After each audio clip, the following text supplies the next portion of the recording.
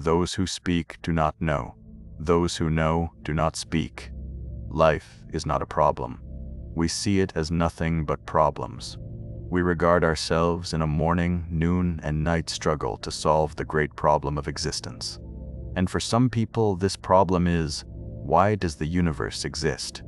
For other people, the problem is, how am I going to get enough to eat? And therefore, when you take it at one extreme or the other, why does the universe exist? Or how am I going to get enough to eat? Who can say that life is not a problem? And yet here is this audacious suggestion that what we are bothering about is a ghost. It's something that isn't really there. But you know, when we look at the history of science, we find to what an extraordinary sense science has solved problems by dissolving them. One of the characteristics of neurotic behavior, you know, is it's repetitive. The neurotic personality keeps going through unsuccessful life patterns, again and again and again, and nothing seems to be able to stop him. Now, this kind of behavior is exactly what a Buddhist would mean by samsara, the round or the rat race of birth and death, that is to say, of life as we ordinarily live it. Because it is a round, it is a vicious circle for the reason that we keep trying to solve problems that are not simply overwhelmingly difficult, but problems that are not problems at all. They only look like problems.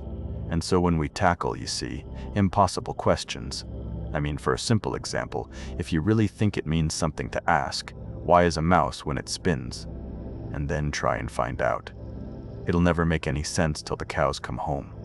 In the same way, Buddhist imagery liken this to looking for the horns of a hare, or the child of a barren woman, or the beard of a eunuch. And thus, things go round and never come out, when the question being asked is an absurd question, is a nonsense question. Therefore, what brings cure, healing, say, to a neurotic personality is the insight that the problem that he was trying to solve was no real problem at all. Now, take for example, some of the many ghosts which haunt our minds. We say, for example, that we all have an instinct to survive. And a lot of people thus treat the problem of life is, how am I to survive? And one might almost be a little cautious about relieving people of this problem, lest they should lose the impetus to go on doing their work. But that also, impetus to go on doing your work, is another ghost. We think we are driven, you see. We think that what we do has these mysterious things behind it. Like, for example, people say, we always choose, make our decisions on the basis of a pleasure principle. We always choose in accordance with what we prefer. And of course, when our choice is limited to alternatives, all of which are rather unpleasant, we choose the lesser evil. Now, what does this actually say? We always choose what we prefer is simply another way of saying we always choose what we choose.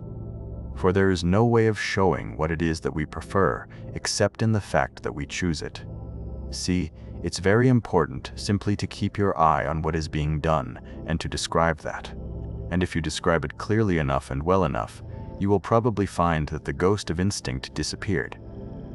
Thus, you see, when we talk about an instinct for survival, what is this saying? What is the evidence for the fact that there is an instinct for survival? There is no evidence except that in fact, people survive until they don't. And this is rather odd because what happens to the instinct for survival when people don't survive? Well, Freud thought he solved this problem by inventing a death wish, a death instinct, but that too is something as phony as the survival instinct. And the whole problem is much more simply described if we get rid of both of these ghosts. So, in this way, we find that when we try to explain some kind of behavior, some kind of activity, by supposing that there is a motivating force, a sort of incarnate spook behind the whole thing, what has really happened is that we haven't described what's going on sufficiently clearly. As I've often said, we are so bugged by the notion of stuff, you see, stuff acting, stuff doing things. But all that is, you see, is that the world strikes us as being material until we examine it closely. In other words, a distant nebula in the heavens looks like a solid star, until you turn a giant telescope on it and you make out the clear pattern of a spiral nebula. Or, to the naked eye, a lump of wood looks like a solid and impenetrable mass of continuous matter. But when you start turning powerful microscopes on it and the instruments of nuclear physics, you begin to find out that this apparently solid lump of wood is a whirring mass of electrical charges going on in relatively enormous spaces. In other words, the concept of stuff is a sensation that we get when we haven't examined things sufficiently closely, or when our instruments are not fine enough to penetrate what we're observing. But when the instruments are fine enough, what we get instead is pattern, and pattern is simply a form of behavior, of activity. We begin to describe instead what Dewey and Bentley in their very fascinating book, Knowing and the Known, call a transaction. Now that is to say, a buyer can't buy unless somebody is also selling. You can't know anything unless there's something to know. You can't eat unless there's something to be eaten. And this fact you see is constantly overlooked, that anything in the world, whether it's inanimate or animate, whatever it may be, is there by virtue of being in a transactional relationship, not with something else, but with everything else. In other words, a human being, of course, has ever so many relationships. They're very complicated. And because a person, say, we call a doctor, is not only related to his actual work of doctoring, but he may be also a father related to a family, he's a citizen related to a community in other ways than as the doctor, and so on and so forth. And so we begin to imagine him, as it were, apart from his relationships, as a sort of constant going through all these different relationships, and therefore in some way different from them all. But this, you see, creates a ghost. It creates a being independent of all the different relationships in which he finds himself, when, as strictly speaking, he is inseparable from those relationships and we can't eliminate them. We can only describe him fully as the entire whole complex. So in other words, every organism could be called the behavior of the field or environment in which it is found. Now this doesn't mean, on the one hand, that the organism is something pushed around by the environment and is completely passive and inert, and that everything that it does is simply a response to external stimulus, because, in a way, the organism is part of its environment. After all, it is an object, a process in nature, in the cosmos, just as much as everything in its environment.